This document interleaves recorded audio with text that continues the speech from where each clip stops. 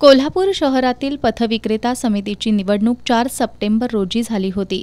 5,630 पैकी 2,140 मतदारांनी आपला मतदानाचा हक्क बजावला होता. गुरुवारी केएमसी कॉलेजमधील राजमाता जिजामाता गर्ल्स हायस्कूलमध्ये उर्वरित उमेदवारांची मतमोजणी पार पडली. यात या समितीच्या सर्वसाधारण गटामधील 2 जागांसाठी दिलीप पवार आणि किरण गवळी हे मोठ्या मताधिक्यानं विजयी झाले. दिलीप पवार यांना 1,655 तर किरण गवळी यांना 1,513 मतं मिळाली. दत्ता चौगुले यांना 61 आणि इंद्रजित शेट्टी यांना 586 मतं मिळाली.